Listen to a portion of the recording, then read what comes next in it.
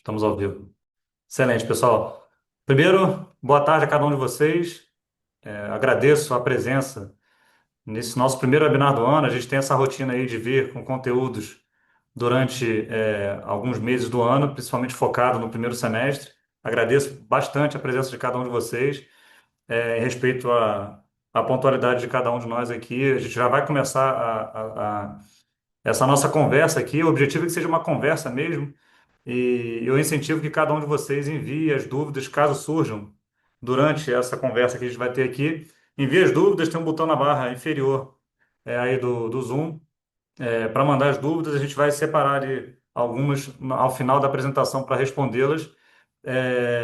Esse é o primeiro lembrete que eu queria deixar para vocês. Lembrando, a gente trouxe um pouco dos conceitos que a gente vive no dia a dia aqui, mas os programas, o programa de imposto de renda, o programa da DCBE, os programas de obrigações de fato, eles ainda não foram liberados na data de hoje. A gente está falando do dia 14 de janeiro de 2026. Então, a gente trouxe aqui pela nossa experiência, já de alguns anos nesse meio, e considerando as mudanças de tributação e legislação que a gente teve nas últimas temporadas, aí, nos últimos 3 anos, principalmente, tá? A gente dividiu a apresentação em blocos, já vou chegar lá, para falar de diversos blocos, a gente já compartilhou com vocês nos e-mails de convite, e de novo, fiquem à vontade para mandar as dúvidas, vai ser um prazer a gente conversar um pouquinho aqui, tá? Prazo, um tempo mais ou menos de que a gente vai ficar junto aqui, cerca de uma hora e meia, pode ser um pouco mais, pode ser um pouco menos, mas vai ficar aí entre uma hora e meia, tá? É, Bom, em termos de abertura, né? Antes da gente abrir, de fato, todos os assuntos, eles são muito densos. A gente até brincou na preparação aqui desse evento que cada slide que a gente trouxe aqui, cada bloco do que a gente trouxe aqui, de fato, é uma conversa para mais de uma hora, se não uma tarde inteira, falando de detalhes e tudo mais. A gente trouxe um apanhado. E aí, por que que a gente consegue fazer isso? Porque a gente, de fato, é focado, e aí, trazendo um pouquinho, focado na parte internacional, e aí, trazendo um pouquinho do que a gente faz aqui. A gente divide o nosso negócio em três atuações, tá? A gente tem duas empresas aqui no grupo, uma empresa focada na parte de apoio, de fato, a pessoas físicas que investem, principalmente residentes fiscais no Brasil, tá? Que investem no exterior, que é a Fortex Group. E aí a gente divide esse negócio da Fortex em dois grandes blocos de serviço, né? Dois grandes grupos de serviço. O primeiro que está escrito ali como planejamento é uma área, uma unidade de projetos que tanto desenvolve novas estruturas, pensa em teses tributárias junto com parceiros e com os clientes, diagnostica se tem alguma questão a ser tratada para o passado, reestrutura, então, abertura de empresas internacionais, abertura de offshores, abertura de empresas LLCs, fechamento, cisão, avaliação do imposto de renda do que está fora do Brasil. A gente faz isso como uma questão pontual, tá? Nasce de uma dor do cliente, a gente identifica qual é essa dor de fato, planeja uma solução e implementa, muitas vezes dentro de casa, como também eventualmente usando parceiros que a gente tenha de confiança nos países que eventualmente é necessário ter um parceiro local para conseguir fazer essa implementação. O segundo bloco de manutenção, e eu tenho uma novidade que eu já vou trazer no próximo bloco, tá? No próximo slide, sobre esse primeiro grupo de serviços. O segundo grupo de manutenção é tudo que o cliente, tudo que o investidor precisa fazer recorrente. Então, ele precisa fazer a contabilidade, precisa cumprir com as obrigações regulatórias, fazer a declaração ao Banco Central, imposto de renda. Caso tenha ali um processo de sucessão, a gente ajuda nesse trâmite aí de transferência de patrimônio para os herdeiros, o imposto de renda nos Estados Unidos. Então, tudo que o cliente precisa fazer de maneira recorrente, a gente tem um time, são dois times diferentes, tem um time focado nessa questão de manutenção das estruturas, tá? Quando a gente fala offshore, é tudo que é fora do Brasil, não necessariamente o que a gente já linka, né? Muitos já linkam automaticamente a uma empresa sediada em paraíso fiscal, tá? É, uma outra linha de negócios que muitas vezes até elas se complementam, mas é focada muito não na pessoa física, mas nas estruturas que essa pessoa física detém, ou muitas das vezes bancos e casas de investimento. A gente criou uma unidade, uma empresa nova, né, um CNPJ novo, que é regulado, que tem todas as licenças, que é a ForAudit. A ForAudit ela veio como um complemento à Fortex para atender toda a parte de auditoria, tá? Então, eu, Vitor e alguns sócios nossos aqui viemos com essa veia de auditoria, né? Nascemos, começamos as carreiras em auditoria e a gente já carrega essas licenças aí autorizada para auditar empresas, qualquer empresa que não seja listada, empresas seguradoras, fundos de pensão, fundos de investimento, bancos. Enfim, a gente tem todas as licenças permitidas aí pelo Conselho Regional de Contabilidade para auditar empresas no Brasil, tá? E aí, olhando para esse primeiro grupo de planejamento de projetos da Fortex, a gente trouxe uma sócia, a Rafaela, para liderar a nossa nova unidade de negócio nos Estados Unidos, que é a Fortex Corporate Services. Ou seja, a gente montou um negócio pensando principalmente na alta demanda que a gente está tendo. Os Estados Unidos está voltando, a gente percebeu uma queda uns 4 anos atrás de procura e tudo mais, está começando a ver uma procura muito alta de abertura de empresas, de insatisfações com o agente de registro. Então, a gente montou um negócio lá, onde a gente é licenciado para ser o agente de registro nos Estados Unidos e cobrir ali alguns serviços que não se encontram aqui, de fato, de fácil acesso aqui no Brasil, tá? Então, a gente veio com uma empresa brasileira que tem uma base nos Estados Unidos, a sócia Rafaela está com a gente, para exatamente conseguir levar esse serviço com um pouco mais de carinho, um pouco mais de proximidade e agilidade também, licença, tanto no Brasil quanto no exterior, para esses fins, tá? Vitor, fica à vontade para me interromper quando quiser, tá?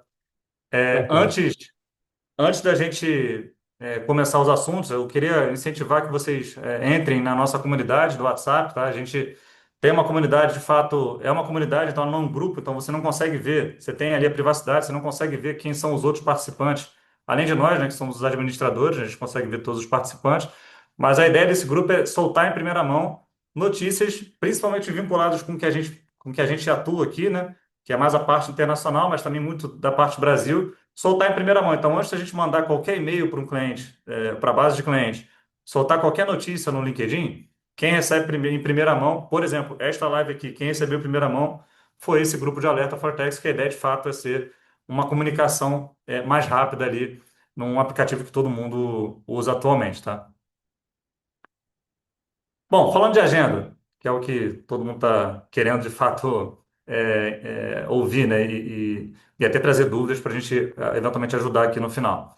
A gente dividiu essa conversa aqui em 7 blocos, tá? Então, 7 blocos que a gente percebe que são os que mais geram dúvida.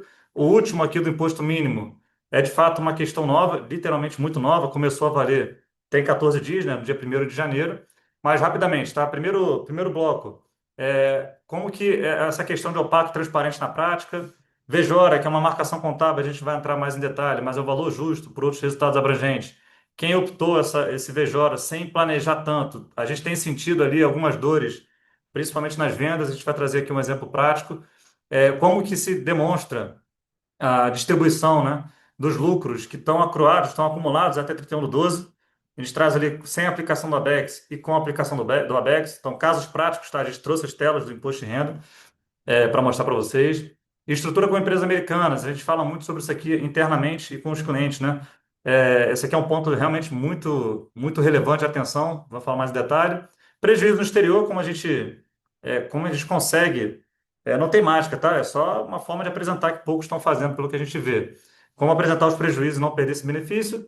Quando tem imposto no exterior, como corretamente fazer esse processo de compensação. E por último, a tributação do imposto mínimo de 10%. É uma novidade, muita dúvida aqui sobre como fazer esse cálculo. A gente vai trazer aqui duas simulações, tá? Para esse caso específico. A parte do imposto mínimo é interessante que, inclusive, vamos trazer o que offshore pode beneficiar essa nova tributação sobre esse imposto mínimo sobre alta renda. E aí, nesse exemplo, vai ficar claro como que a offshore pode compor o total de rendas e, de alguma forma, beneficiar esse imposto mínimo de 10%. O que era uma dor, vocês vão ver, né? O que era uma dor, né? Que assim, a gente tinha uma regra tributária no Brasil que não se tinha imposto, né? Que se retirasse recursos das empresas estrangeiras, né? A gente veio com a 14754 para mudar isso a partir de 2024, com impacto, de fato, né? Pagamento do imposto em maio de 25. E era um imposto que se pagava sem. Você não tinha benefício nenhum, exceto travar o valor do teu lucro ali para distribuir como você quiser, ao momento que você desejasse, né? Agora, pelo menos com o imposto mínimo, você consegue usar esse imposto lá do exterior para compensar do Brasil. A gente vai trazer um pouco mais em detalhe, vocês vão entender um pouco melhor. Bom, primeiro ponto: estrutura opaca ou transparente. É um conceito que é novo, relativamente novo, né? O primeiro ano foi no ano de 2024, aplicado na declaração de imposto de renda de 2025. Só que não tem tanta dificuldade, tá, pessoal? A gente vai trazer aqui 4 principais pontos. não tem tanta dificuldade, é mais porque a gente não está acostumado com o regime transparente. Na verdade, quem não está envolvido em operações nos Estados Unidos não está acostumado com esse regime transparente, mas quem já está já meio que recebeu essa informação com um pouco menos de surpresa, tá? Quais são os quatro principais pontos que a gente traz aqui como principais no regime transparente?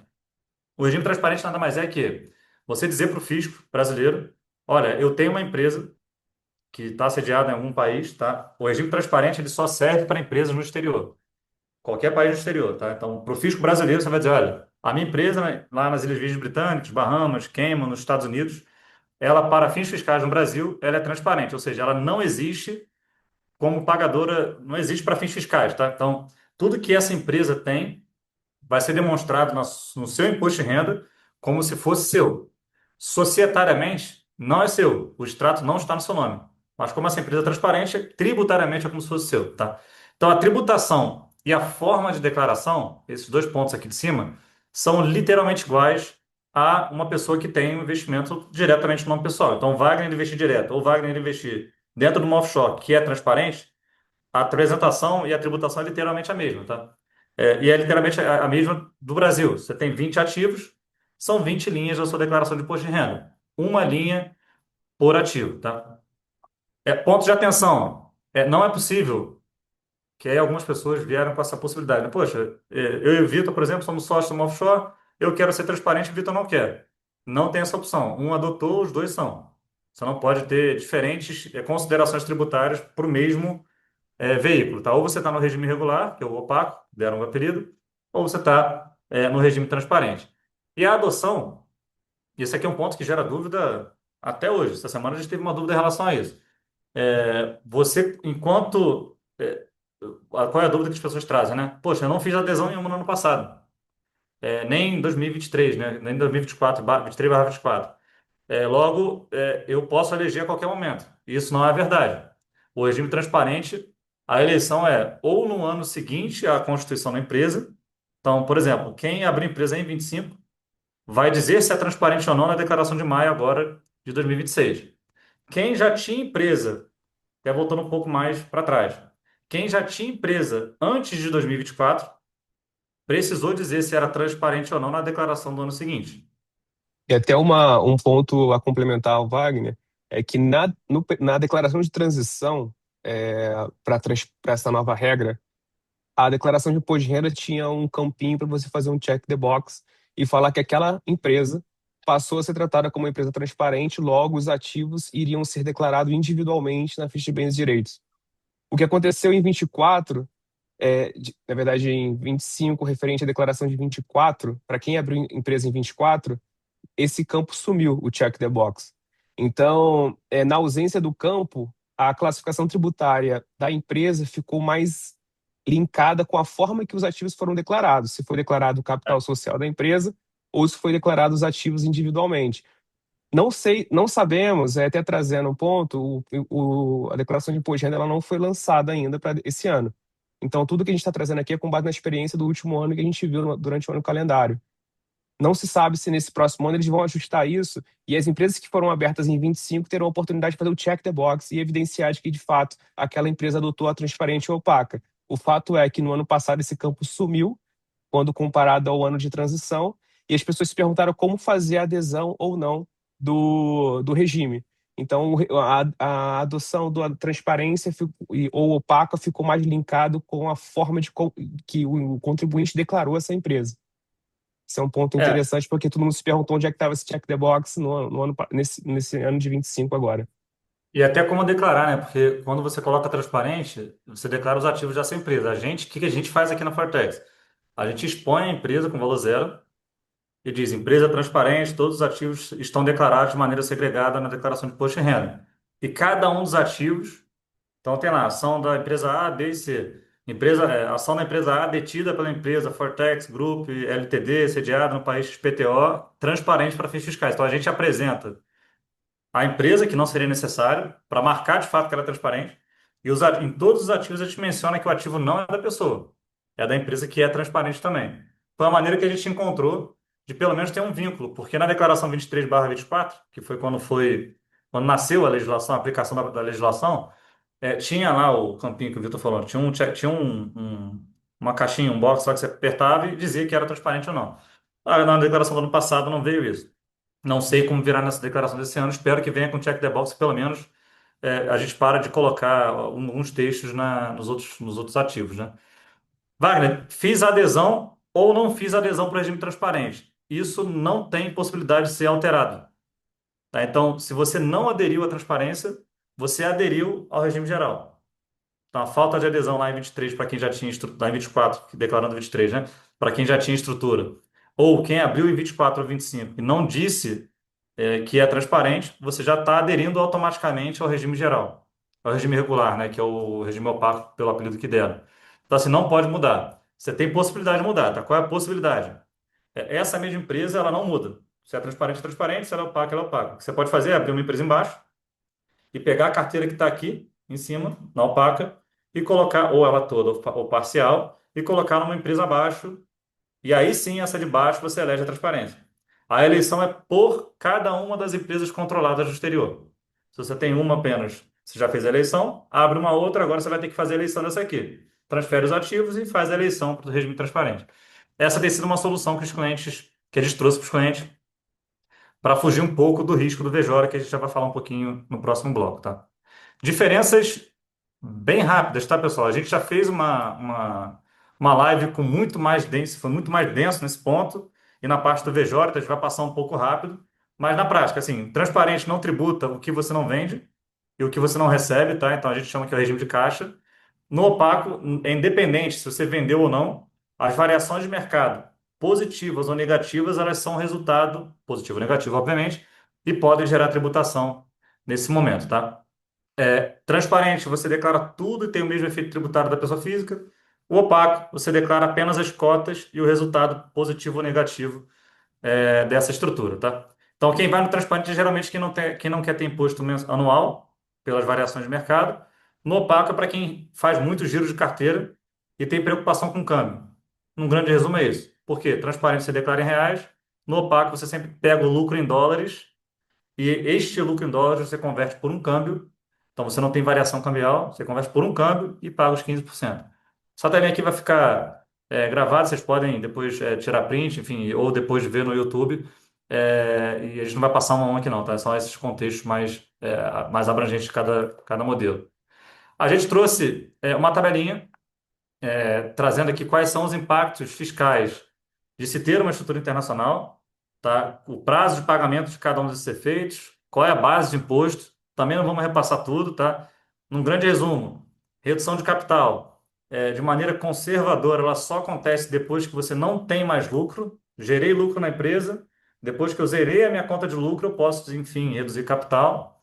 Amortização de empréstimo, você ao invés de, por exemplo, quando isso acontece, quando você coloca dinheiro na estrutura, botei lá US$ 1 milhão, você pode considerar que 625 é em capital e o restante ele é empréstimo, tá? Ou inverso, enfim, qualquer valor que você colocar, você pode considerar como empréstimo. Claro, tem que ter juros, tem que ter prazo de pagamento e tudo mais, mas a tributação desse empréstimo também é uma estratégia de se seguir dessa forma. Ela acontece pela variação cambial no imposto de renda. Distribuição de lucros a gente vai falar em mais detalhes, só que o importante aqui é o seguinte: tudo que redução de capital, o imposto no mês seguinte, tabela de 15 a 22,5. O que não é redução de capital, 15% pagos no ano seguinte. Num grande resumo, é isso É, que acontece. A gente vai mostrar um pouquinho mais detalhe essas diferenças aqui de distribuição de lucro até 23 e a partir de 24. eu acho que isso aí só dificultou um pouco, porque ele mudou todas as sistemáticas de retirada de recursos da empresa para um padrão de 15% a ser recolhido na declaração de imposto de renda no ano seguinte à da retirada.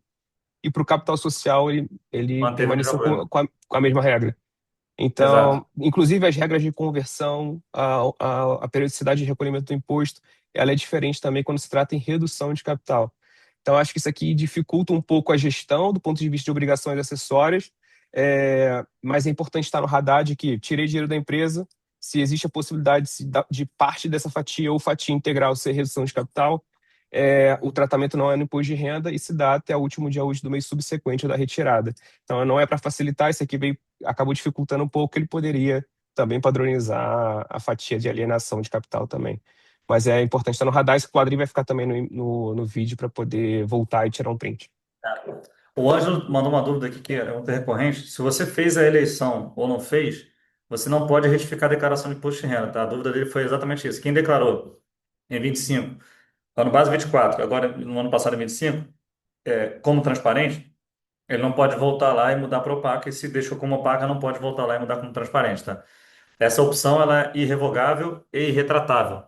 Então, passou. Quem declarou como transparente, é isso, é aceitar. A gente teve até uma família que a gente conversou que eles investiram em imóveis nos Estados Unidos e colocaram como transparente. Porque eles achavam que ia ter que fazer valuation dos imóveis e todo ano pagar a variação de mercado dos imóveis, então não precisa. Não é um ativo que é tradeado a mercado, então você não precisa de valuation. Quando vender, aí sim que tem impacto fiscal. Então, assim, não pode. Transparente é transparente sempre. Esse mesmo CNPJ, ele é transparente sempre. Se for opaco, ele vai ser opaco sempre também, enquanto essa empresa não for encerrada, tá? Indo para o segundo bloco, questão do Vejora. A gente vai trazer um contexto bem breve no início, depois alguns exemplos aqui para vocês. De novo, a gente fez uma live especificamente sobre isso, tá? Sobre padrões contábeis, a gente trouxe realmente muito mais detalhe. Então, vou passar um pouquinho mais rápido, mas acredito que vai ficar bem entendido, tá? Quando a gente fala em contabilidade, registro de instrumentos financeiros, de ativos financeiros, a gente precisa ter, marcar cada um dos ativos que você tem. Então, se você tem um bônus da empresa A, uma ação da empresa B, você precisa dizer para fins fiscais qual é a marcação do reconhecimento das rendas desses ativos. A gente tem duas raízes de marcação, uma de valor justo e uma de custo. A de custo a gente não traz aqui, tá? Vai trazer só de valor justo, tá?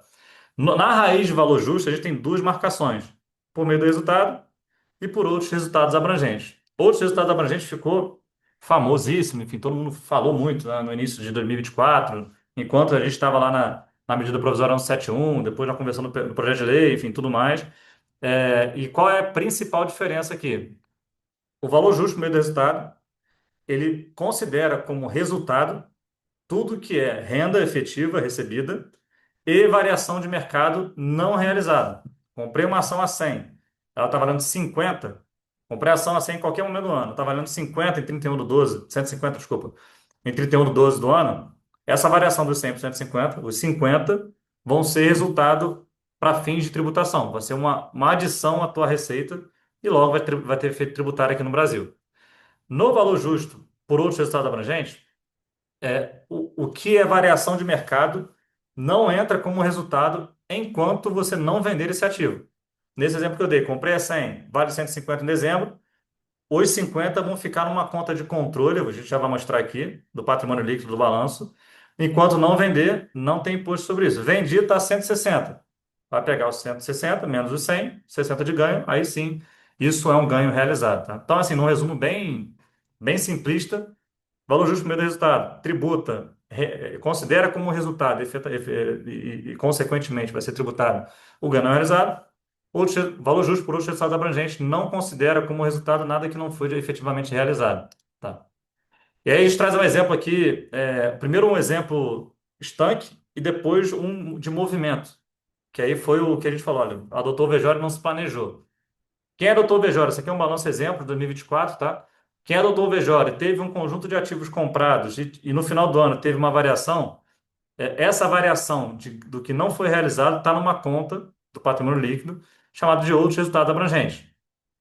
Na verdade, é ajuste à variação patrimonial, tá? A gente só bota aqui o Other Comprehensive Income porque está em inglês, mas no português seria ajuste à variação patrimonial. Então, esse balanço aqui diz que o seguinte: o cliente tinha um conjunto de ativos, dos ativos que ele não vendeu, teve uma variação de mercado de 151 mil que ele não realizou. Quando ele realizar, que vai ser tributado. No valor justo por meio do resultado, essa conta ela não existe, tá?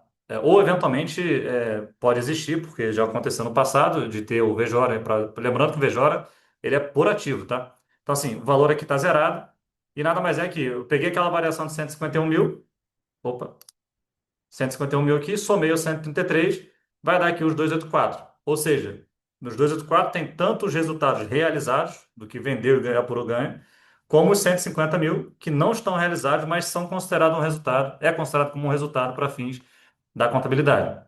Tá? Aí você vai falar, vai, poxa, eu vou querer ficar no valor justo por outro resultado abrangente. faz mais sentido, eu concordo. Não quero pagar imposto do que não tem efetivamente realização.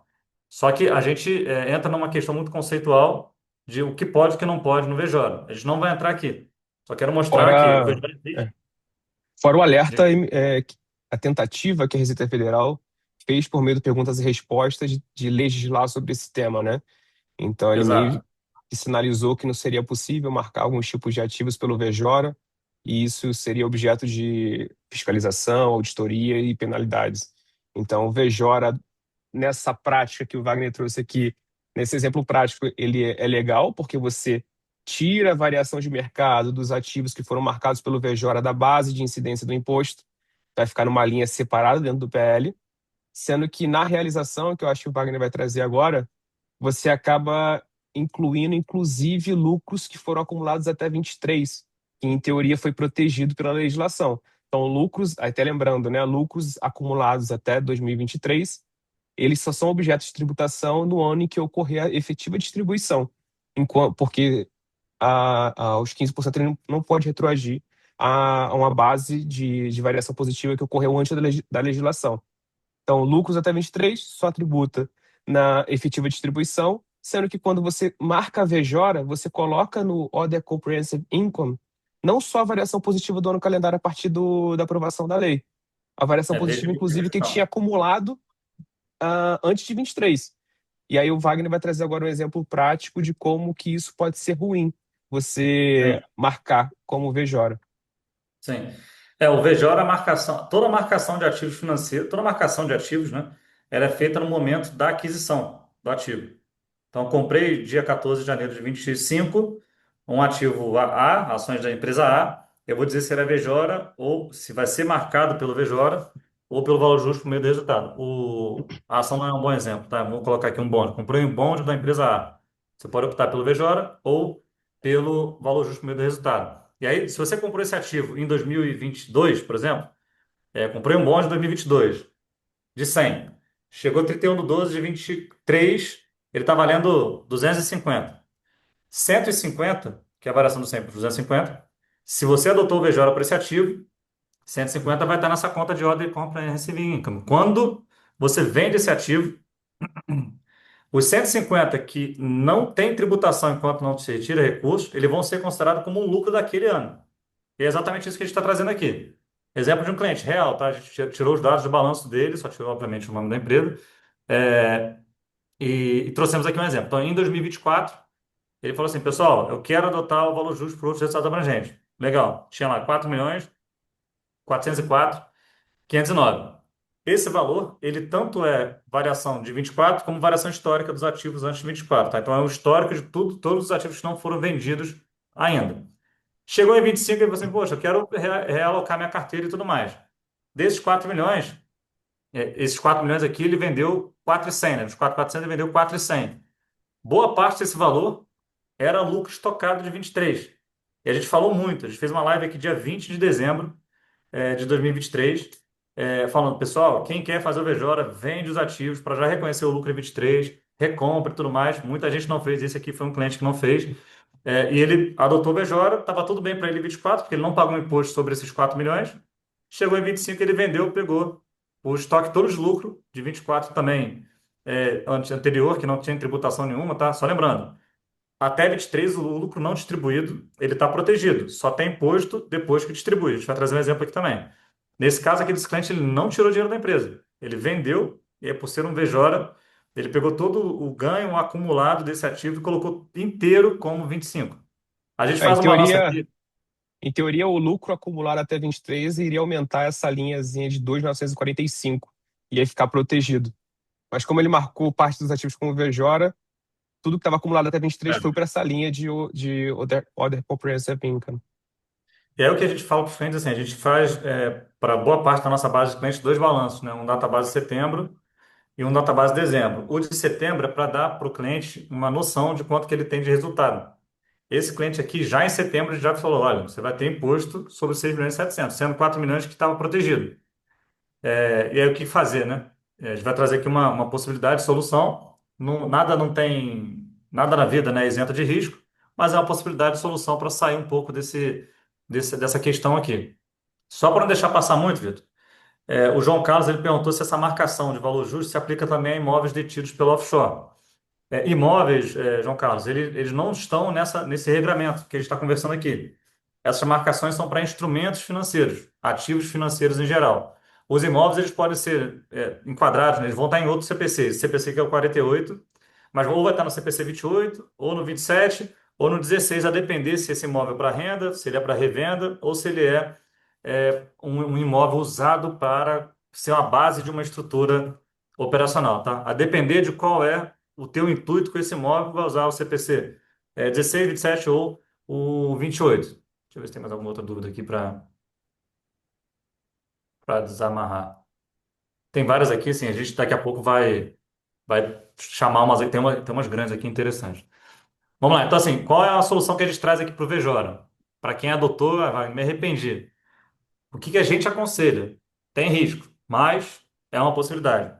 Vamos voltar lá no balanço de 23, refaz o balanço de 23, sem ser pelo valor justo por resultado abrangente, faz pelo valor justo por meio do resultado, faz o balanço por meio do valor justo por meio do resultado em 24, paga a diferença de imposto, vai ter multa e juros, tá? Tem que retificar a declaração de imposto de renda, vai ter multa e juros da diferença de imposto, tem risco de auditoria? Tem, mas pelo menos você protege esse cliente teria pelo menos se salvaguardaria em 4 milhões de dólares de ganho que estava base 23 e ele usou o VJOR aí, enfim, não se atentou e vendeu esses ativos, tá? Então, assim, o ideal é retificar o balanço 23, lembrando que o balanço 23 não era obrigatório, tá? Só que ele é a base de abertura do balanço 24. Então, a gente falou muito para os clientes fazerem o balanço 23, retifica o 23, retifica o 24, retifica a declaração de imposto de renda e segue a vida feliz daqui em diante, tá? Bom, passamos já pelo Vejora, marcações de ativos financeiros, já falamos também um pouquinho, né, dessas questões de transparência, opacidade. Agora a gente vai entrar em, olha, tem aqui um lucro acumulado até 23, tem duas possibilidades. Ou quem fez o ABEX, que foi a atualização de bens do exterior, ou quem não fez. Deixa eu mostrar aqui os dois exemplos, o que fazer na declaração de imposto de renda de cada um desses modelos, tá? Fiquem à vontade novamente, pessoal. Pode mandar aqui as perguntas no Q&A, na barra de baixo aí do seu, do seu Zoom e a gente vai separar algumas dúvidas aqui. Infelizmente não dá para responder todas, mas a gente vai entrar em contato com cada um de vocês caso não tenha dúvida respondida aqui. Lucro acumulado até 31/12 de 23 para quem não adotou a BEX, tá? Ou seja, lá em 24 teve um programa chamado Atualização de Bens do Exterior, a BEX, que você tinha a possibilidade de pegar todo o seu lucro acumulado até 2023 e 23 e pagar uma tributação para deixar esse valor livre, 8% sobre esse valor, e ele não ter mais imposto nenhum na distribuição futura, independente da variação cambial. Nesse caso aqui, este exemplo aqui, o cliente não fez isso, tá?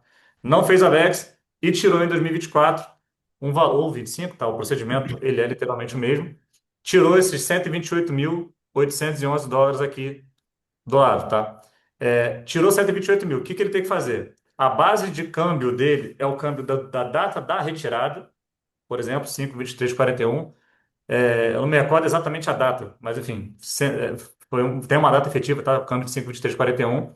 Então ele tirou 128 mil dólares no dia XPTO que o câmbio era 5/23/41. Vai converter pelo real para real. Esse valor aqui, 674 mil, ele vai adicionar lá na ficha de bens e direitos. Vai ter um campo lá de adição de ativos, né? Obviamente, vai ter que botar lá crédito, outros créditos, qual é o país da empresa. Vai dizer, olha, valor tanto, 128 mil, distribuído da empresa Chego Cedo, não sei o quê, 674 mil. O próprio programa, ele vai pegar este valor e vai jogar 15% para tributar. Tá? Aí você vai pagar, então, toda a distribuição de dividendos realizada durante um ano, ela tem tributação, efeito tributável na declaração de imposto de renda do ano seguinte. Tirei em janeiro de 26. O imposto vai ser só em maio de 2027 e assim sucessivamente. Tá? Qualquer retirada durante o ano, converte pelo câmbio de venda do dia da retirada, pega o valor em reais, soma todas as retiradas desses valores em reais, coloca nesse campinho aqui de valor recebido da declaração de imposto de renda. Sem ABEX isso, tá, gente? É simples, tá? Peguei o valor, converto pelo câmbio do dia e vai pagar um imposto de 15%. Lembrando que esse valor não foi tributado até 23. Não teve imposto nenhum. Agora, olhando para quem fez o ABEX, pagou os 8% lá atrás e deixou e preencheu na declaração de imposto de renda que tinha um valor a receber. A gente vai mostrar como que ele fez lá atrás. Então a gente também a gente recebe vários clientes de outras casas e, enfim, a gente faz contabilidade de empresas que nasceram e passaram pela Abex e tudo mais. O nosso balanço, quando o cliente faz o Abex, isso não é obrigatório.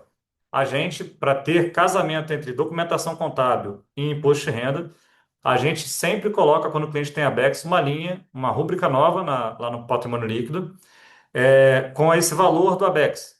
Tá? Então, assim, você vai ver que ele tem aqui 257 mil dólares que passaram pelo Abex. Então, ou seja, está liberado para distribuição sem imposto nenhum.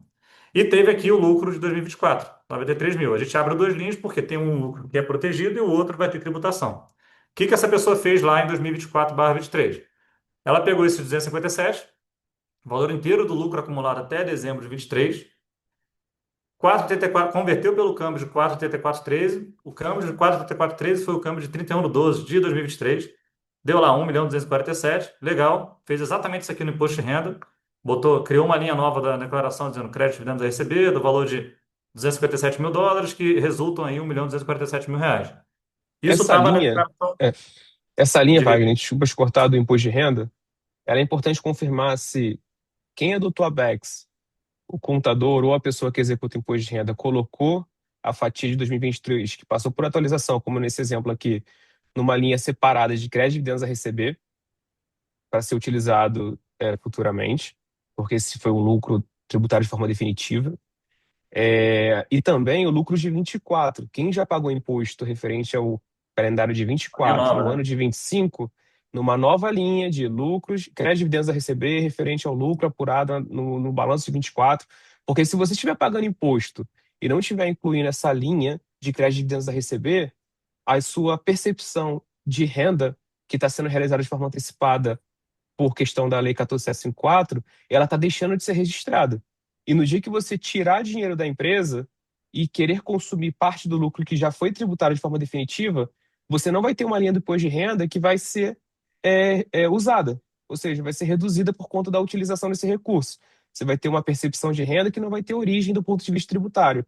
Então, para quem adotou a BEX e para quem já pagou lucro no ano calendário de 24, no ano referente em 25, referente ao ano calendário de 24, confirmar se no imposto de renda tem a linha de crédito de a receber, registrando o lucro que foi tratado de forma antecipada.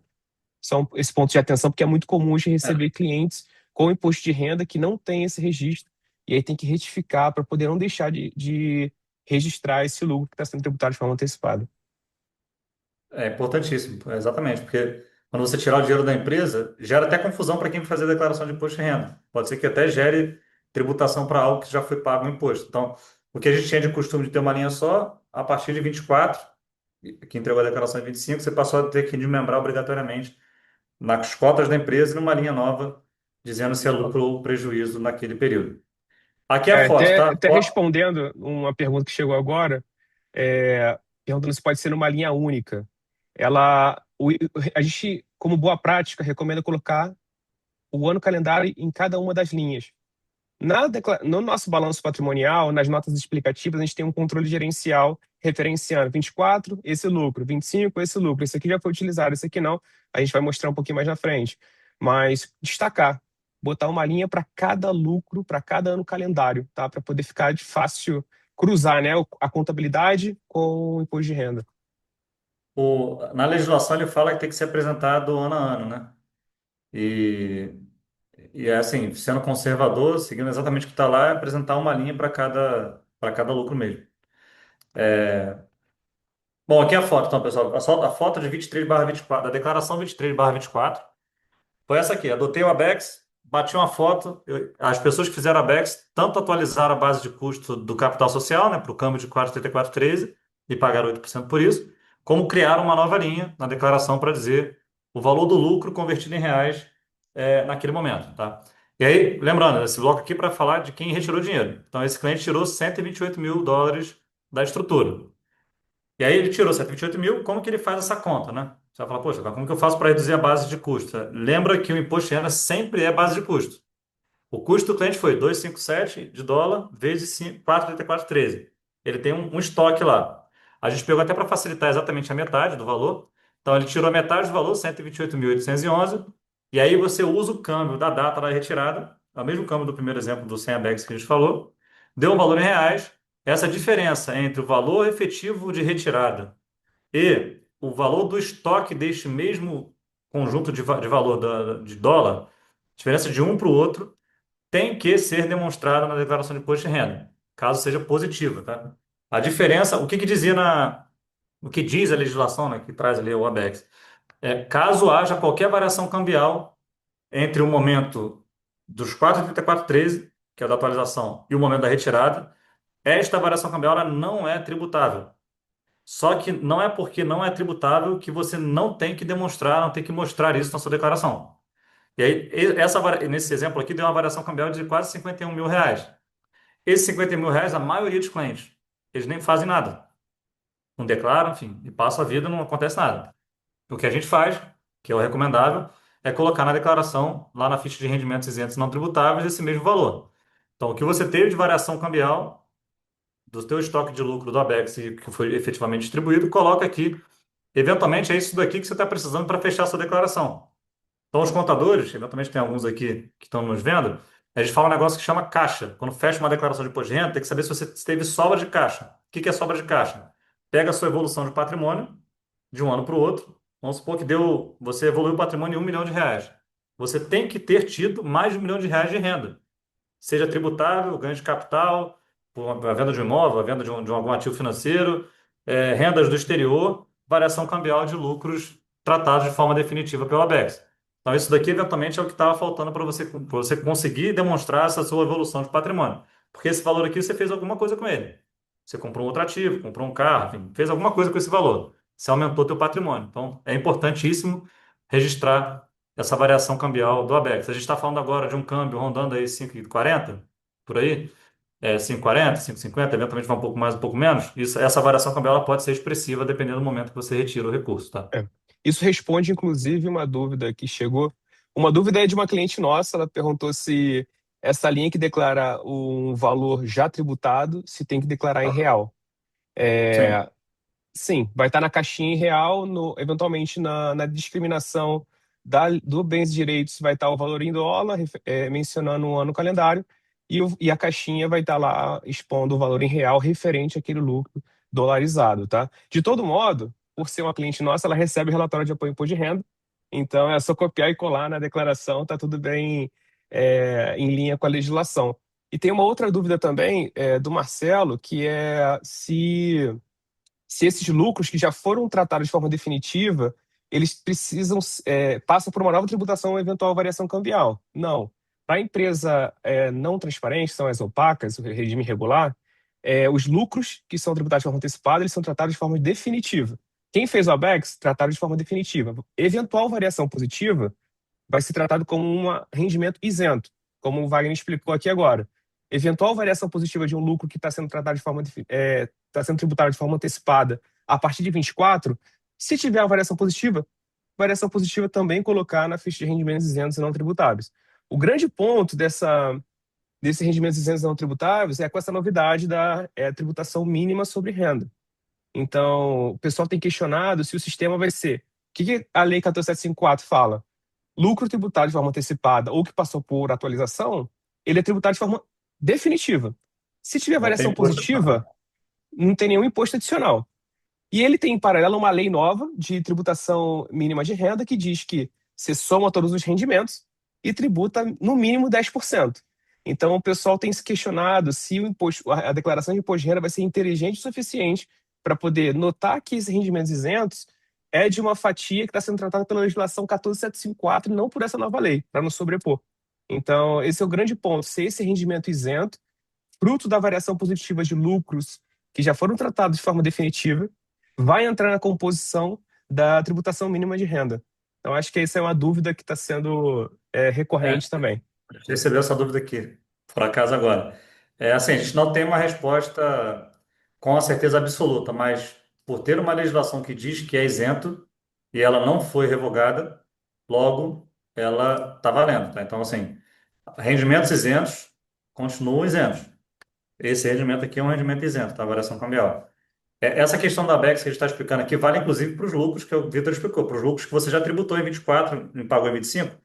É a mesma coisa, só que você tributou ao câmbio de 6,19, né? Então, assim, pouco provável que a gente tenha, pelo menos no curto prazo, um câmbio maior do que 6,19. E Boa. a variação cambial negativa, isso não te gera crédito nenhum. Tá? Então você Exato. pagou, quem tinha offshore em 24 pagou imposto convertido ao câmbio de 6,1923. Então pegou o lucro de 24 vezes 6,1923, pagou o É. imposto. E está lá um valor no teu IR. Se você tira qualquer dividendo, tirou dividendo durante o ano, o câmbio fatalmente foi menor do que 6,19. Você não tem crédito nenhum do imposto que já foi pago.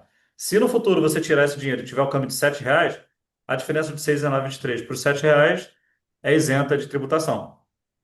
Tá? Certo. Esse aqui está na Mas legislação. de todo modo, precisa ser apresentado porque você está tendo a percepção de Tem. renda maior.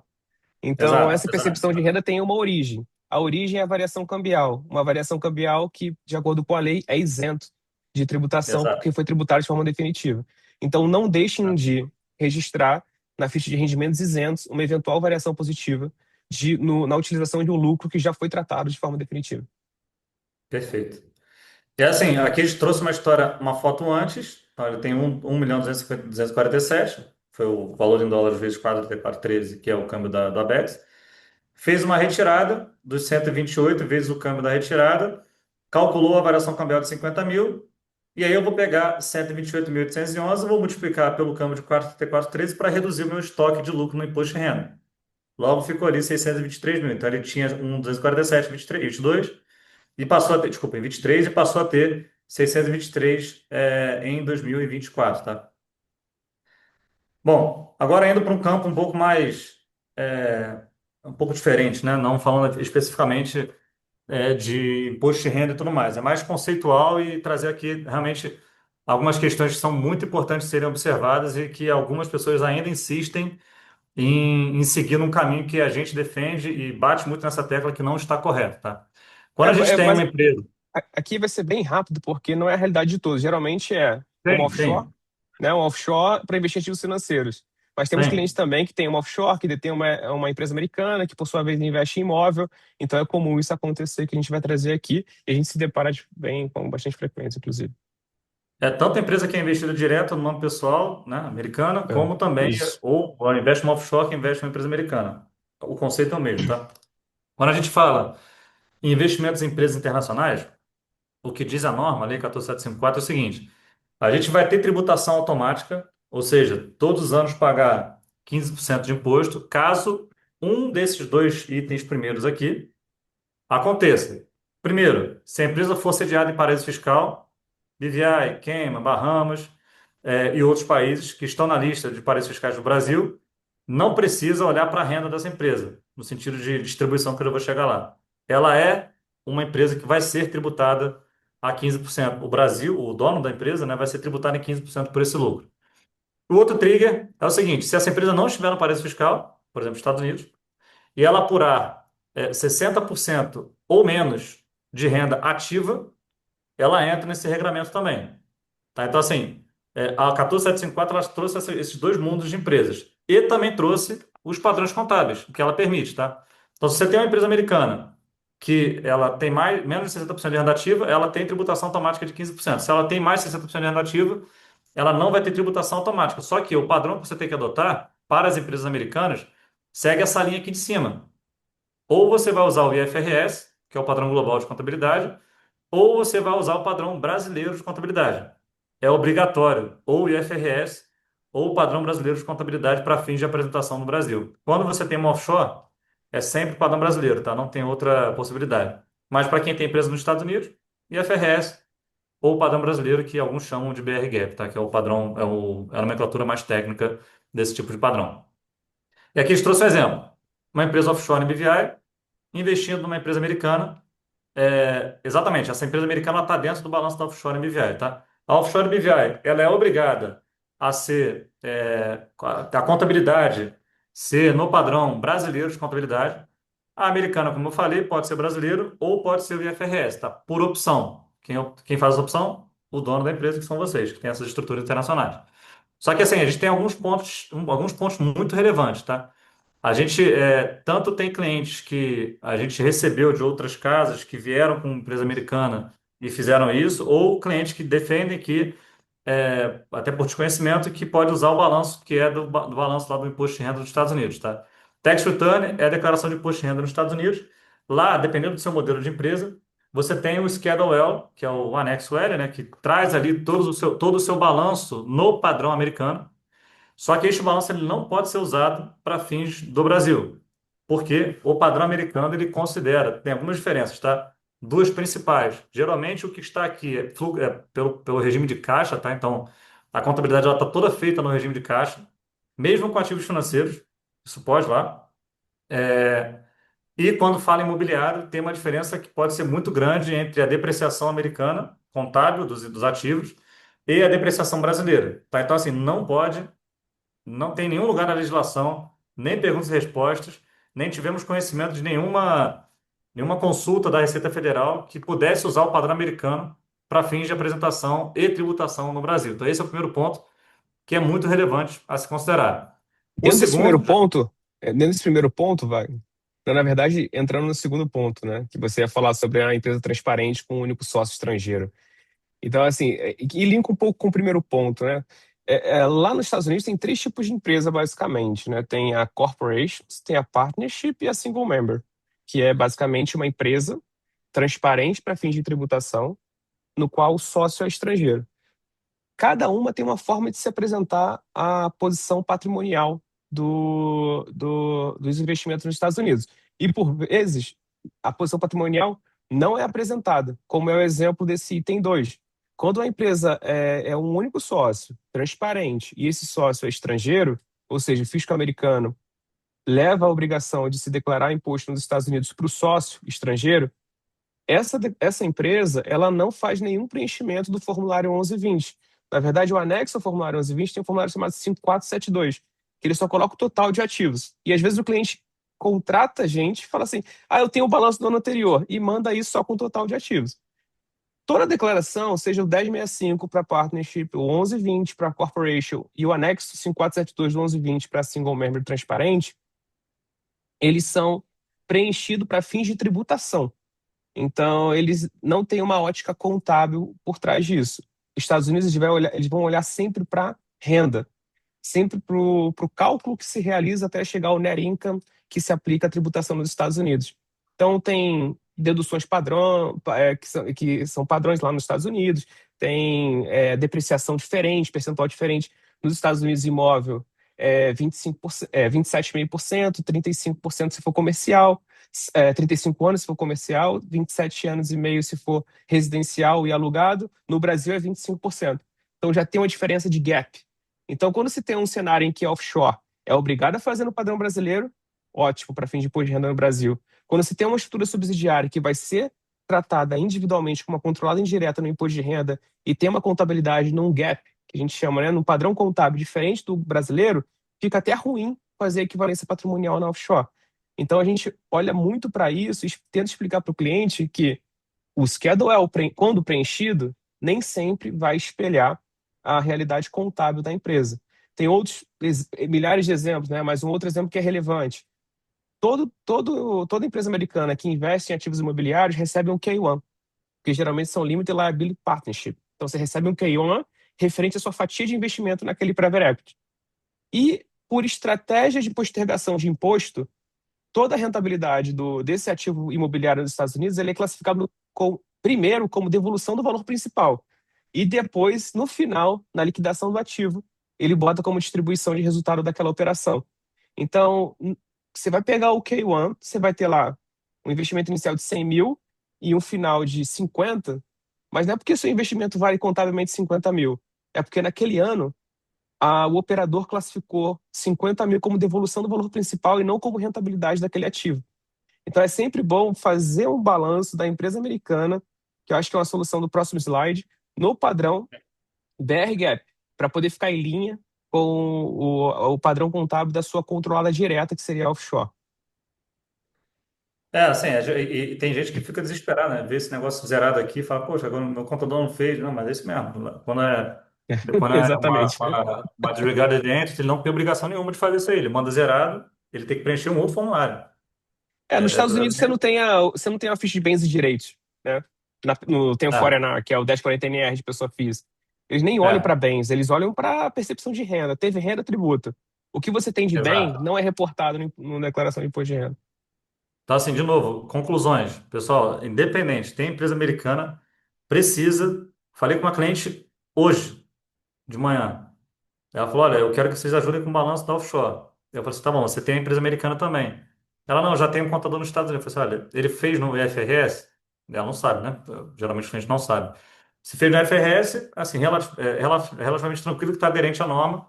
Só que, para fins da offshore, que é a dona dessa LLC, ela vai ter que fazer uma nota de apresentação de diferença de gap. Então, por exemplo, o exemplo que o Vitor deu, né? Essa cliente ela tem imóvel. Vai ter que mostrar, olha, esse resultado aqui, vou chutar um valor, tá? De menos 20 mil, na verdade seria menos 35, porque pela diferença de gap US e BR gap, eu preciso demonstrar na nota explicativa essa diferença de gap. Para isso desdobra em mais custo, né? Mais horas da contabilidade, mais horas para trabalhar, realmente vai gerar mais custo. O que que a gente aconselha? Faz as duas empresas no padrão brasileiro.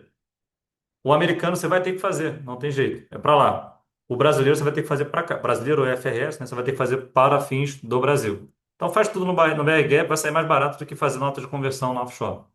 É, exato. Na prática, eventualmente, você vai ter dois, né? Um para fins de Dois regimento, balanços um para que não se regimento conversam, taxitâneo, exato, que não se que não conversa, se perfeito. conversam. Não vai conseguir É, cruzar. Inclusive, aqui é mais um negócio que a gente nem estava planejado falar. Quando você tem uma partnership, é muito normal que não se tenha separação de capital social e lucros nesse balanço. verdade. Você vai ver lá membership equity, se não me engano é esse termo. E ele junta esses dois nesse valor, você não consegue saber o que que é resultado e o que que é Fica aporte ou capital. retorno de capital. Então, inclusive, é até difícil você considerar esse balanço para fins de contabilidade, enfim, tudo mais aqui para fins tributários no Brasil, tá? A gente, quando fala em empresa americana, é um outro país, é um outro padrão e é um outro prazo também. No Brasil, a gente tem dois prazos chave. O primeiro prazo é DCBE, quem tem mais de US$ 1 milhão no exterior, na data base de 31/12, no dia 31/12, tem mais de US$ 1 milhão a valor de mercado, tem que enviar a declaração de capitais brasileiros no exterior.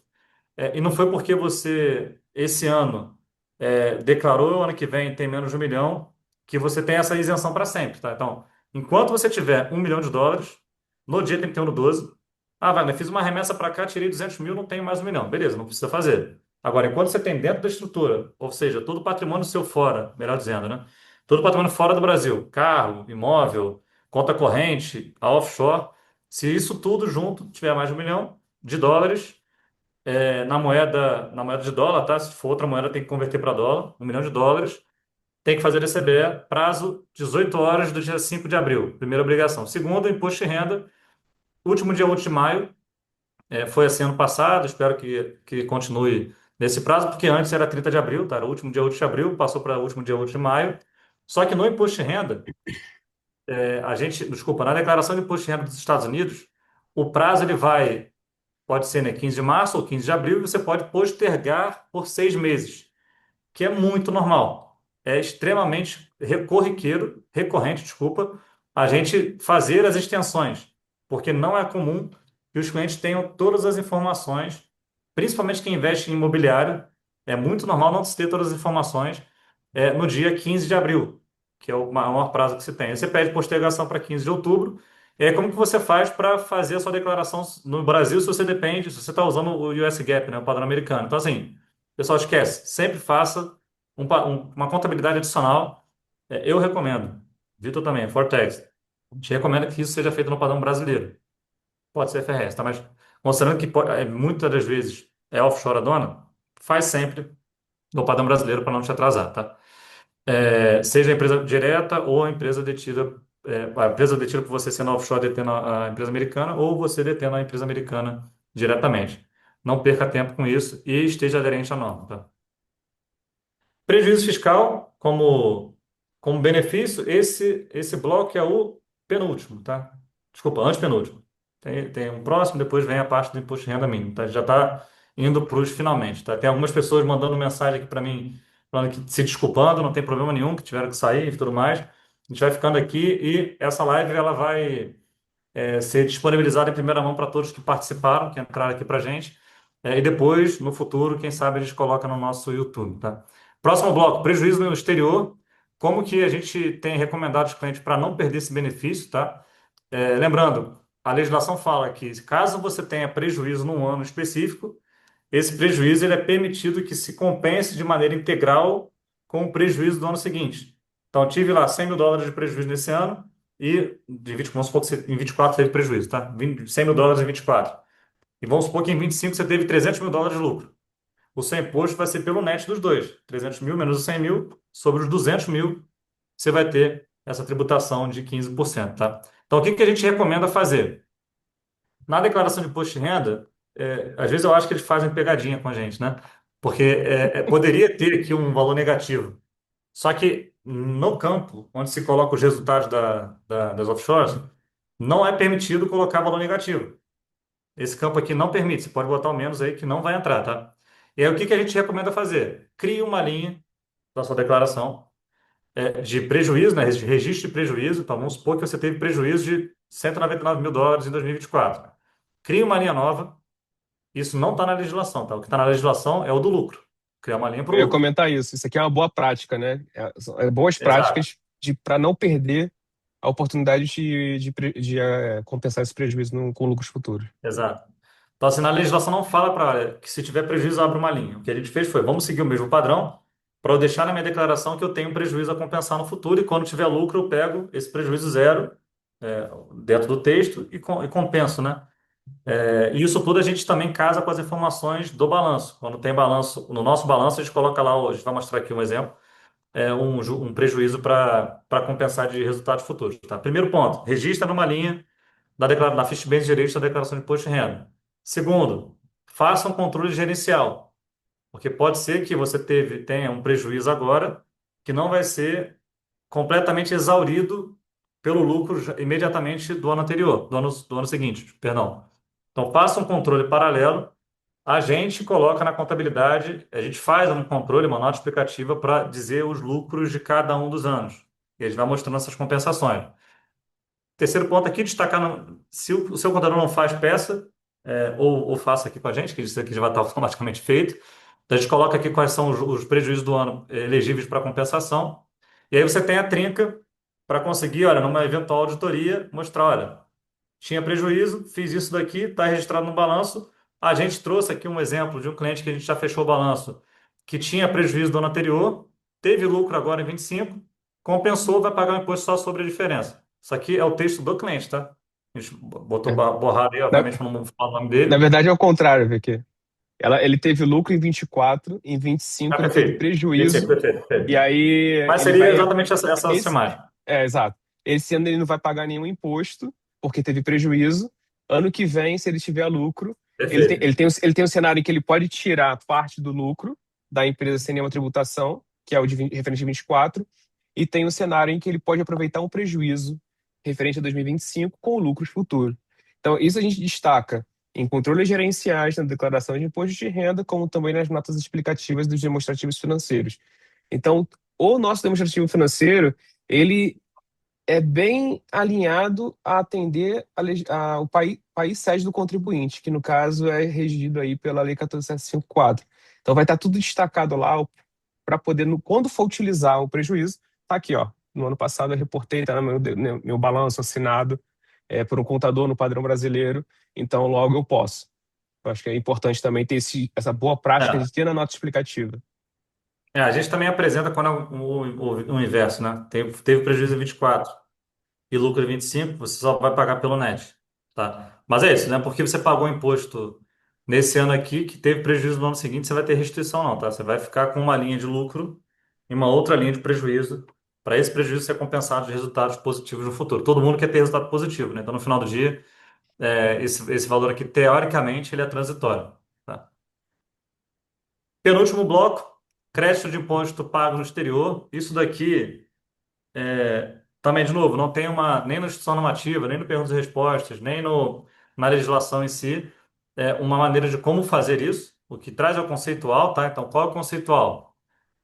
Pessoas físicas e empresas transparentes têm a mesma consideração e empresas do regime opaco têm a mesma, enfim, têm uma consideração diferente. Então, pontos que a gente traz aqui de principal, enfim, que são necessários de ter observação, tá? Primeiro, pessoa física e transparente, tá? Você só pode compensar imposto de países onde o Brasil tem algum acordo. seja de reciprocidade, como para evitar bitributação. São dois acordos, são dois tipos de acordo diferentes, são muito parecidos, mas são dois tipos de acordo diferentes, tá? Acordo de reciprocidade, o Brasil tem legislação informando sobre Reino Unido, Alemanha e Estados Unidos, e acordos para evitar bitributação, o Brasil tem mais ou menos 40. E aí tem um monte de país, enfim. Se você investe em um país que não está nem nesses três que eu falei, Alemanha, Reino Unido e Estados Unidos, nem nos 40 acordos para evitar bitributação, mesmo você pagando imposto lá, uma empresa transparente ou na pessoa física, você não pode compensar dos 15 aqui. Paga lá, mais 15 aqui. Qual é um país que muita gente tem investimento e não tem acordo? Irlanda do Norte. Os famosos ETFs, que são geralmente acumulação, estão na Irlanda do Norte. Então, você, se tiver algum imposto lá, vai ter lá e aqui também, se tiver na transparente ou na pessoa física. Segundo ponto, que é muito relevante, também foi fruto de muita dúvida, é o imposto que você paga por uma renda, ele não é compensável por qualquer outra renda, mesmo que seja a mesma linha. Por exemplo, dividendo. Tive uma tributação de dividendo da empresa A, e vamos supor que a tributação tenha sido de 30%. Tá? No Brasil, você deveria pagar 15% por essa renda. Só que já pagou 30. Esse país é com. Se for Estados Unidos, por exemplo, que é um exemplo dos 30, né? Tem acordo com o Brasil, pagou 30 lá, não paga 15 aqui. Mas vamos supor que você pegou esse ativo lá e vendeu e teve ganho. É uma outra fonte de receita, não é o dividendo. É um ganho de capital. Esse ganho de capital vai ter 15% no Brasil. Você não vai pegar o excesso de imposto que você pagou no dividendo. Então, isso é uma questão que as pessoas levam com muita dúvida e realmente elas acham que pode compensar, que gera crédito para tudo. O único regime que gera crédito para tudo é o regime opaco. A gente vai trazer aqui algum exemplo, tá? O regime opaco, primeiro ponto, você não precisa olhar para o país onde você teve pagamento de imposto. Qualquer país que pagou imposto, isso é crédito para fins tributáveis no Brasil. E o segundo, todo imposto que você paga, ele é integralmente dedutível do imposto devido do Brasil. A gente vai trazer um exemplo aqui. Então, nesse exemplo dos 30 que eu comentei, você pagou 30, vamos supor que você tinha US$ 1.000 de renda, pagou 300 lá, os 30%. Esses 300 vão compensar inteiramente do imposto devido do Brasil. E eu vou mostrar um exemplo aqui agora.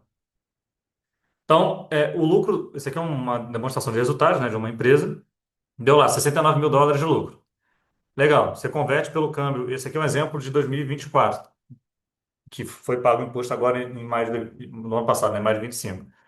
69.441 converteu pelo câmbio de 6,19 de 430 mil dólares de valor de lucro, tá? Só que você teve aqui, ó, o withholding tax. Você pagou imposto, e esse imposto você tem a permissão de compensá-lo na veia. Então, esses 24 mil você converte e abate do imposto que vai ser de 15% sobre os 430. Só que você já está descontando, nesse exemplo aqui, você já está descontando desse valor de 69 os 24, ou seja, você já está reduzindo a tua base de imposto nesse montante a tua base de lucro, né? Nesse montante de imposto que você pagou no exterior. O que que a gente recomenda fazer, tá? A gente recomenda, olha, até antes de chegar lá, um ponto antes. Esse aqui é um exemplo que ele está dando de como converter, tá? O imposto ele converte pelo mesmo câmbio, tá? 6,1923, você coloca lá no campinho do lado aqui. Então, 430 mil é o valor do lucro,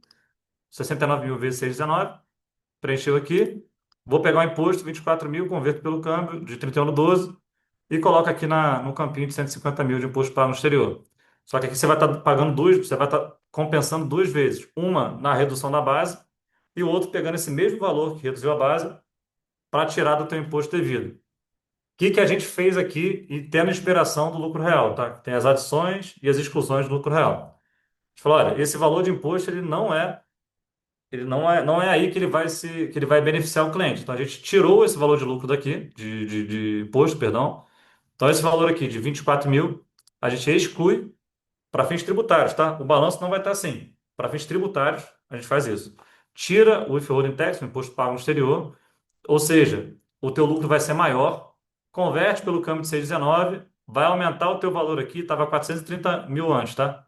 Agora ele vai para 580, e aí sim, você pega esses 24 mil e joga para bater aqui do imposto de renda, tá? Então, aí sim, esse é o procedimento que a gente julga como um procedimento correto.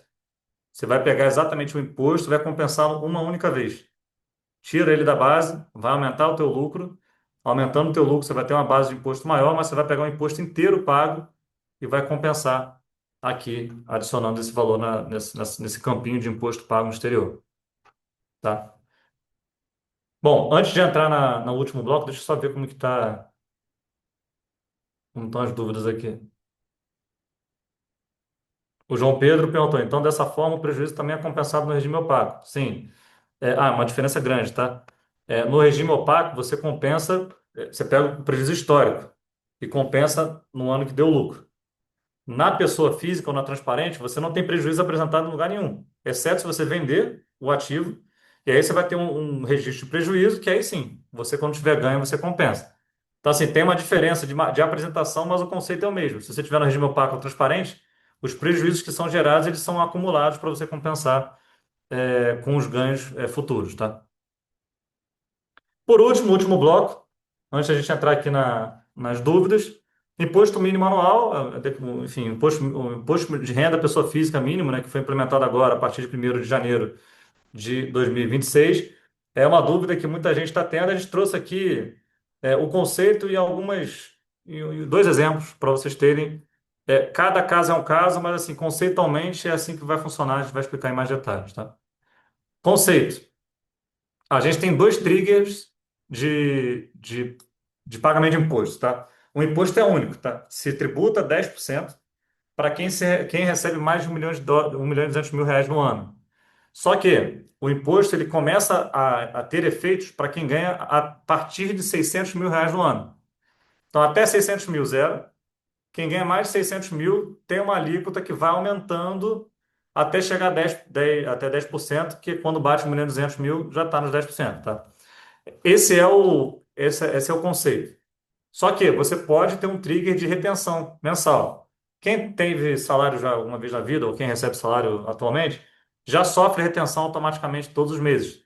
Tanto pode ser de IR, como de INSS, como outras retenções. Mas, assim, geralmente INSS ou imposto de renda. Tá? Essa retenção, o conceito é o mesmo. Tá? Então, assim, o que diz a legislação é o seguinte: caso você, pessoa física, receba em dividendos por CNPJ mais de 50 mil reais, recebi 50 mil reais do CNPJ A, recebi 50 mil reais do CNPJ B, teoricamente você não tem imposto retido na fonte. Se você receber 50 mil e um centavo, e aí tem alguns conservadores que falam, olha, vamos nos 49.999,99, né? Mas assim, é acima de 50 mil que diz na lei. Então, eu recebi 50 mil da empresa A, 50 mil da empresa B, eu não tenho retenção. Recebi 50 mil e um centavo, 10% de retenção. Então, isso é uma retenção. Então, vai tendo retenção todo mês, que se recebe mais de 50 mil por CNPJ. E aí você pode receber 40 mil de 10 CNPJs. Não vai ter retenção. Você vai ter imposto, eventualmente, no final do ano, no imposto de renda, mas retenção na fonte não, tá? Isso é uma retenção. Esse imposto, eventualmente, ele pode ser até devolvido. A gente vai mostrar aqui um exemplo, tá? Tributação, como funciona? Até 600 mil, não paga imposto de renda mínimo nenhum. Passou de 600 mil, tem uma continha. Ela é simples, mas assim, não é tão fácil de se colocar na prática. Passou de 600 mil, tem uma continha que até 1.200.000 vai aumentando essa alíquota. Passou de 1.200.000 reais no ano, está em 10%. Num grande resumo. E a gente trouxe aqui um exemplo para vocês terem um pouco mais de propriedade.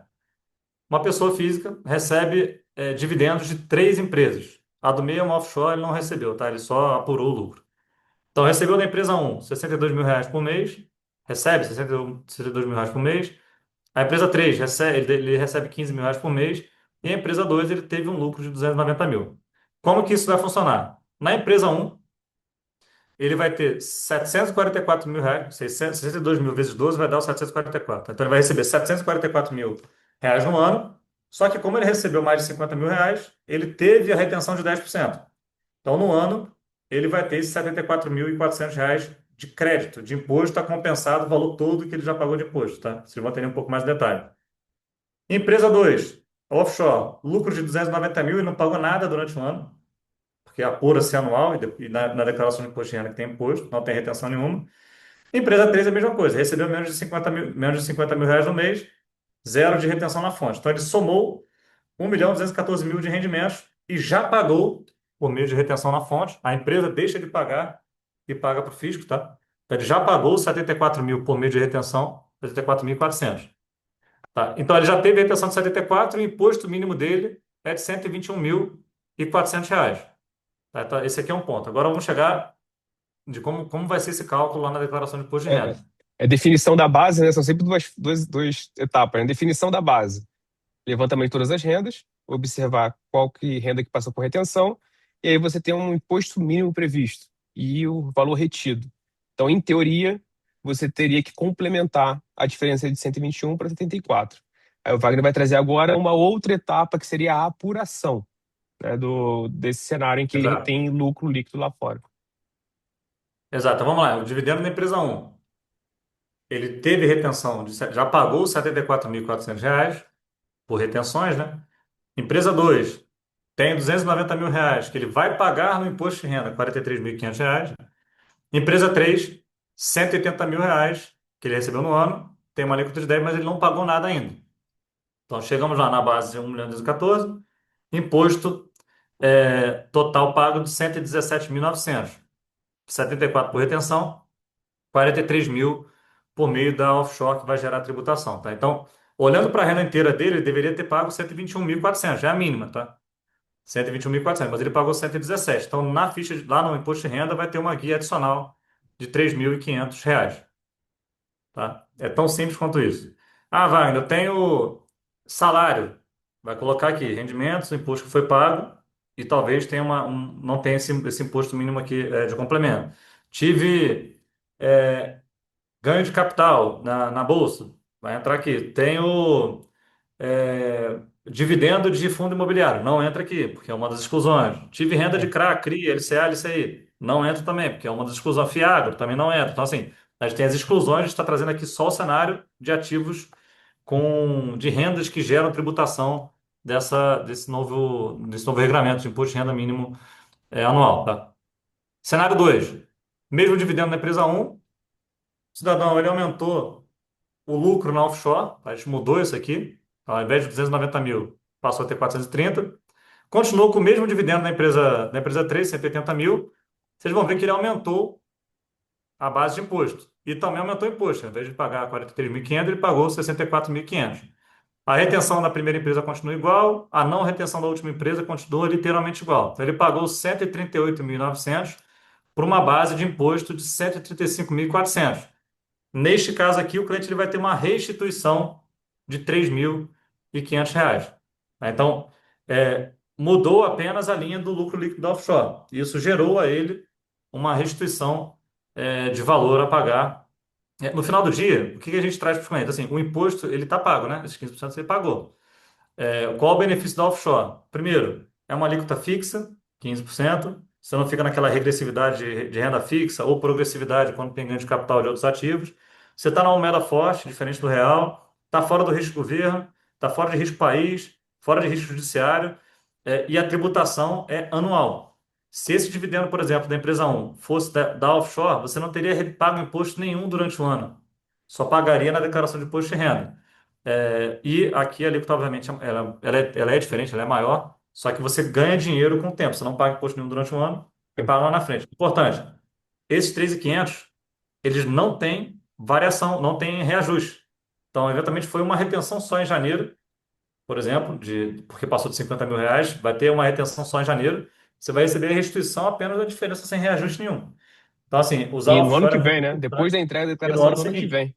É, se exato. você tem uma retenção agora em janeiro de 26, e vamos supor que você tenha restituição, você só vai receber a restituição em maio de 27. Então você Se vai ficar ficar no os primeiro 12 meses, lote. se tiver na lógica de restituição, né? Você vai ficar os Exato. 12 meses em 26, mais 5 meses em 27, envia a declaração, aí depois que você tem a restituição. Então, É. assim, aí Acho daqui que para frente você tem reajuste. a mensagem aqui, além de é, offshore, ela te dá acesso ao mercado dolarizado, no mercado mais sólido, a ativos que você não tem acesso aqui no Brasil. E a gente vê muitos executivos que recebem dividendos na dúvida de internacionalizar por conta da tributação de 15%. Então, já que vai passar a ter retenção e pagamento de imposto sobre dividendos que antes eram isentos, por que não considerar uma offshore que vai de alguma forma contribuir na alíquota, como foi esse exemplo aqui? Então, quem estava na dúvida de internacionalizar, dolarizar patrimônio, proteger, afastar risco Brasil, seja político ou econômico, agora talvez faça sentido colocar na balança. E uma outra mensagem também é, na composição de carteira de ativos Brasil, você tem lá ativos isentos, ativos que passam por tributação de 15%, dependendo do tempo que está lá investido, e tem gente que tem offshore. Revisar a composição da carteira de investimento contemplando Brasil e exterior. Porque essa fatia de 5% a mais, ela pode ser utilizada em benefício do devido no Brasil. Então, acho que isso é uma análise que não é a nossa praia, não é uma análise mais financeira, que vai ter a ver mais com a rentabilidade dos investimentos do contribuinte do que com o nosso lado contábil aqui. Mas é interessante também uma dica para um assessor financeiro, para um consultor, para o próprio investidor que faz seus próprios investimentos, considerar a composição da renda e ver se faz sentido ficar num ativos isentos, eventualmente com uma rentabilidade menor, ou ir para um ativo que tem previsão de tributação, mas com uma rentabilidade maior, dentro de um todo, né? Aqui eles têm percebido que a conta, assim, para quem não tem tributação, é muito relevante eventualmente investir, para quem está até 600 mil, né? É muito relevante investir em ativos que são isentos, né? Fundo de investimento imobiliário, CRI, CRA, CLCA, FIAGRO. Mas quando você passa a ter imposto, a conta do imposto do ativo financeiro e da offshore pode ser muito benéfica para subir a tua barra de imposto mínimo e eventualmente gerar mais receita, tá? Mais rendimentos. Então, o que era muito simples no passado, vou investir em empresas que pagam dividendos, porque não tem imposto. Agora você tem que fazer uma conta um pouco mais considerando as suas rendas pessoais, o que você vai fazer durante o ano, e combinar bem com o teu assessor financeiro como trabalhar isso para você não ter imposto, muito imposto de complemento, né? Eventualmente ter até restituição ou igualar a base ali de 10%, tá? Importante, a tributação é sobre o mínima de 10%. Então, se você teve uma alíquota média de 12, não tem muito o que falar. Quanto que pode chegar a 12? Quando esses 15%, quando as rendas dos 15% são muito maiores do que as outras rendas. Quando você tem um salário que tributa 27,5%, a renda desse salário é muito maior do que todo outro conjunto de rendas de ativos financeiros ou de outros tipos de renda que entram nessa conta aqui. Então, assim, não ficou tão simples o cálculo. Antes a gente só olhava para o ativo puramente, agora a gente tem que olhar para o ativo para a sua renda toda na pessoa física. Tá? Bom, vamos aqui para o espaço de dúvidas. Já estamos aqui a 1h22. Obrigado. Temos aqui quase 300 pessoas online com a gente. Muito obrigado mesmo. A gente fica muito feliz de ter esse engajamento. Agora vamos tirar algumas dúvidas aqui, Vitor, para a gente responder para as pessoas aqui. Tem uma do Sidney, a gente falou assim, mas talvez tenha passado despercebido. A restituição ela não é corrigida pelo IPCA, exceto quando você envia a declaração de imposto de renda, e aí tem um bolo de restituição. Dessa declaração até a restituição tem reajuste, tá? Então, ela pode acontecer em até 4 meses. Geralmente são 4 meses que pagam-se todos os lotes, né? Então, tive uma retenção em janeiro de 26. Até maio de 27 não tem reajuste nenhum. Você vai enviar a declaração e vamos supor que surgiu ali os 3.500 para restituição. E você ficou no último lote, vai receber lá em setembro. De maio até setembro tem IPCA. Maio de 27 até setembro de 27 vai ter IPCA. De janeiro de 26 até maio de 27, que é quando você teve a retenção e quando enviou a declaração, zero de correção, tá? Esse é um ponto muito relevante para você planejar e não ter essa, essa retenção. O ideal é que não se tenha, mas tem vezes que não é possível, né? E sobre a pergunta do Marcel aqui, Wagner, o Marcel perguntou se a alíquota de 10% incide sobre os dividendos isentos do Abex. Os dividendos do Abex eles foram tributados de forma definitiva. A discussão que a gente trouxe aqui nesse slide era se a variação positiva entre a data de atualização 4,8413 do câmbio para a data de retirada desse lucro que já foi atualizado, ele é um rendimento isento, de acordo com a Lei 14.754.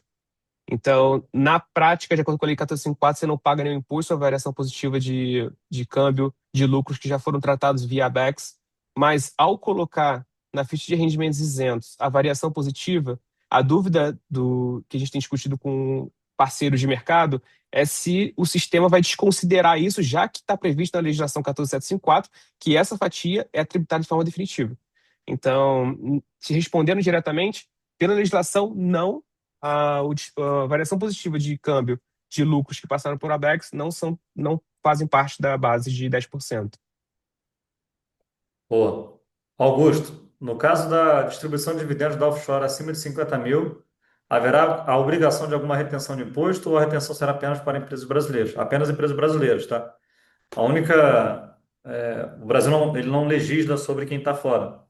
O que ele fez foi: eu faço que você tribute, pessoa física no Brasil, numa alíquota de 10%, caso o seu combinado de rendas não exceda caso seu combinado de pagamento de impostos, né, não exceda 10%, você tem que pagar o complemento, assim, e não tem retenção nenhuma. Então, você pode tirar o dinheiro da offshore, se for um lucro até 23, você vai pagar o imposto lá no imposto de renda do ano seguinte. Se for um lucro que você já pagou em 24 o imposto, lá em 25, você só retira e vai mostrar a variação cambial caso exista na ficha de rendimentos isentos. Boa. Luiz, da DCBE, quem declara transparente no IR mantém a offshore opaca para fins de DCBE? Exato. A DCBE não mudou nada, tá? As práticas de preenchimento são as anteriores. Então, antigamente, antes da legislação, quem tinha offshore nem era obrigado a fazer balanço. Fazia para fins de atendimento da DCBE, porque o formato da DCBE pede lá patrimônio líquido, total de ativos, total de passivos. Então, para a DCBE não muda nada. Ainda que seja transparente, quem tem a empresa transparente vai ter que ter um balanço para fins de atendimento da DCBE. Ó, a última aqui, senão a gente vai ficar vai ocupar o tempo aqui. Do Peter. É possível lançar a equivalência patrimonial gerada pela subsidiária LLC no balanço da offshore para apuração do lucro? Essa dúvida aqui é muito boa, porque na contabilidade você tem que registrar a equivalência, porque se uma empresa controla a outra, ela tem direito contabilmente, tem que registrar isso como equivalência patrimonial. Só que para fins do Brasil, você tem que segregar o que é resultado da empresa offshore do que é resultado da empresa LLC. Tá? Então, mesmo você, vamos supor que você, Peter, seja dono, e é esse o caso, né? Peter é dono apenas da offshore. No IR, você vai apresentar a offshore e a LLC, como se fossem irmãs. Você só é dono de uma, societariamente. Então, eu vou mostrar, vai mostrar as duas como irmãs. Contabilmente, o balanço da empresa offshore, ele vai estar registrando o lucro da empresa LLC. Tributariamente, no IR do Brasil, você vai apresentar as duas e vai expurgar do lucro, vai tirar do lucro da offshore o lucro da LLC ou prejuízo, que geralmente é o prejuízo, quando você tem imobiliário principalmente, e vai mostrar segregadamente o resultado das duas, tá? O que que a gente faz nos balanços dos nossos clientes? A gente tem duas linhas de lucro, uma linha do lucro da offshore e uma linha de resultados da empresa subsidiária. A gente abre no patrimônio líquido duas linhas: lucro do ano da offshore, da empresa direta, e o lucro ou prejuízo, geralmente é prejuízo da subsidiária, para você conseguir casar esse valor do lucro da offshore com o valor do imposto de renda. A gente não vê isso, tá? Feito, mas a gente faz exatamente porque a gente sempre pensa na trinca, né? Documentação societária, balanço, e também o imposto de renda casando, as três informações tendo como se cruzar. Tá? É isso. Mais alguma dúvida? Quer responder mais alguma, Vitor? Eu acho que é Ou... isso, só para poder respeitar o tempo aqui de 1 hora e meia de evento. Ótimo. Pessoal, obrigado novamente a presença de cada um de vocês. A gente tem aqui mais de 15 dúvidas para responder. A gente vai entrar em contato diretamente com cada um de vocês que a gente não teve a oportunidade de responder. Tem dúvidas grandes aqui que daria um webinar inteiro só para responder É verdade. essa dúvida. A gente fica muito feliz mesmo, agradeço. Como essa primeira live aqui, a gente vai ter outras. Tá? Assim que sair a nova legislação, desculpa, assim que sair a instrução normativa do imposto de renda e o programa, a gente vai decupar o programa todo para ver se teve alguma mudança e trazer para vocês as mudanças. A gente fica muito feliz de ter esse engajamento. De novo, reforço o pedido aí para entrar no nosso canal, na nossa comunidade, o Alerta Fortex. Vai ser um prazer tê-los aqui novamente nas próximas edições. Um abraço, gente. Bom final de dia e boa semana. Igualmente, pessoal. Tchau, tchau.